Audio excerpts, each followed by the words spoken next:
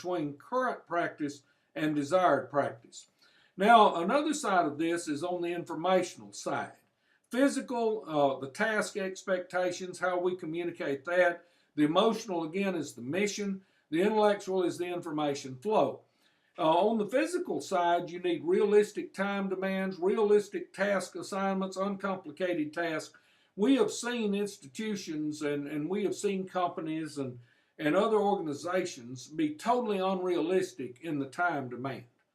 Guys, in our day and age, employees are not going to come to work and work 40 hours a week and then go home and work 40 more hours a week to get ready for the 40 hours they have at work. And that's not fair to expect that unless you're willing to compensate it.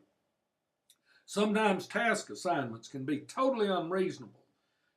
It's kind of like the test question, define the universe and give 3 examples. Might take a while. Of course, unless you're in statistics where a universe is just simply a population of interest. How duplicated are the tasks? Or do you have them conflicting with each other? Those things are important. On the emotional side, the mission, you need a consistent mission. As we discussed a moment ago, mission must match practice. You need consistent policies which support the mission, stable expectations of employees, and consistent requirements. We have all been in situations where one person has to perform at one level and another person is expected to perform at a different level. And we've seen where requirements change from day to day just mysteriously.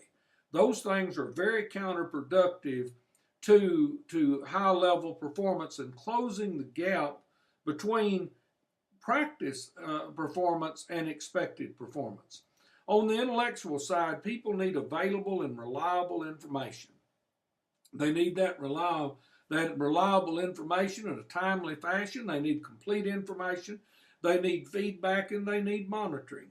And you can look at these barriers and begin to understand what is wrong with a situation as to why practice is not meeting expectation. Now, post-training performance analysis occurs after the training has occurred. The purpose is to determine the effect of training on employee performance. Many trainers have done training and had someone come to them, a supervisor, and say, well, that training was meaningless. It didn't change the employee's performance at all. Well, there can be a lot of issues with that. And I want to show you some 5 activities which should be used to guide post-training assessment. And these 5 activities are very important. Describe the learner's level of performance. If learners are actually participating in the training, that's good. And you might get there, but if they're not. I remember years ago when I took Spanish, we had a Spanish lab. We went down, we put headphones on, and we sat at a machine, and we repeated things. I sat at the machine with my headphones on and jabbered and read my book. My participation didn't bring about much change. But that's what happens to some employees. They just don't participate. And if they're not really participating, then you have an issue with the training.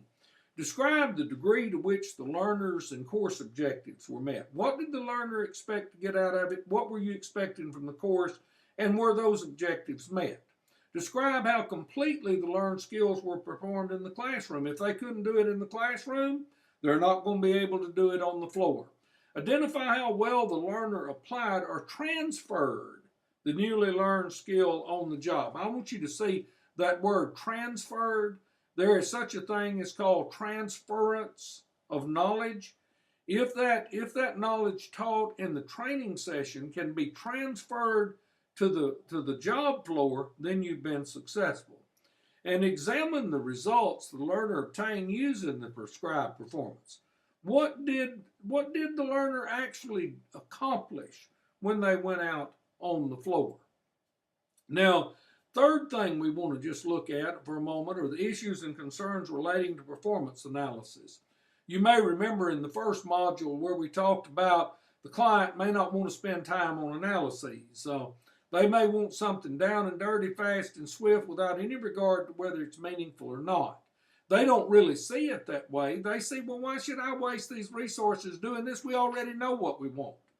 No one is so blind as someone who cannot see. No one knows as little as someone who thinks they already have it all worked out. And when this occurs, the trainer has to respect the client, but the trainer at the same time needs to employ the strategies discussed in the previous modules.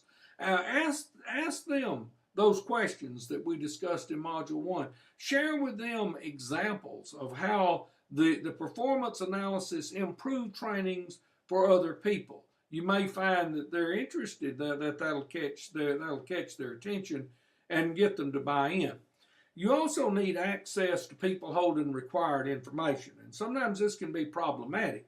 If you got a group of folks out on training in a session and you're trying to improve their performance, and someone over here knows what they need to do, but you don't have access to that person, that is problematic. And in those cases, what you have to do is gain the support of the upper management, the administration, so that you can access all necessary information to make those employees successful. Management at times desires external customers and wants to bring external customers into the analysis process. Well, that can be good, that can also be weak.